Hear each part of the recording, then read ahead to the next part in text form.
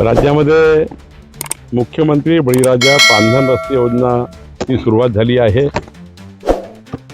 या योजनेमध्ये जे वहिवाटीचे आणि शेत रस्ते आहे या रस्त्याची मोजणी करणे, रस्त्यावरचं अतिक्रमण काढणे, रस्त्याच्या दोन्ही बाजूला झाडे लावणे आणि रस्ता हा बारमाही करून देणे ही जबाबदारी राज्याचे मुख्यमंत्री देवेंद्र फडणवीसजींनी महसूल खात्याला दिली आहे।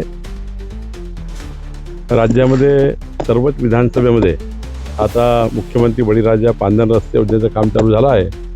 आज आशिष देशमुखजी आमचे सावनेरचे आमदार आहेत, त्यांच्या मतदारसंघात तेलंगखेडी गाव आहे। या गावात तुम्ही बघतोय की शेतकऱ्यांना बारमाही रस्ता आज उपलब्ध होईल आणि माझा हा नेहमीचाच प्रयत्न आहे आणि माझा मानसी आहे की शेतकऱ्यांना जोपर्यंत बारमाही रस्ता देत नाही तोपर्यंत शेतकऱ्यांच्या शेतामध्ये दुबार पीक होणार नाही, तिबार पीक होणार नाही।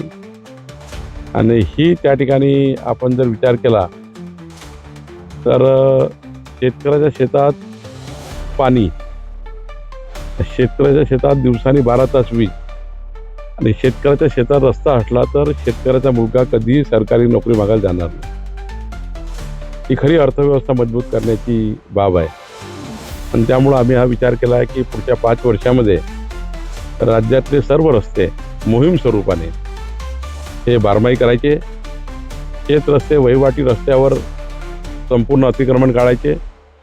आणि हाही थोडा एक कठोर निर्णय घेतला आहे की ज्या शेतकऱ्यांनी 50 शेतकऱ्याची वाहतूक थांबवली अतिक्रमण करून, ज्या शेतकऱ्यांनी वाहतूक थांबवली आहे, 50 शेतकऱ्याचा रस्ता बंद केला आहे, त्या शेतकऱ्याचा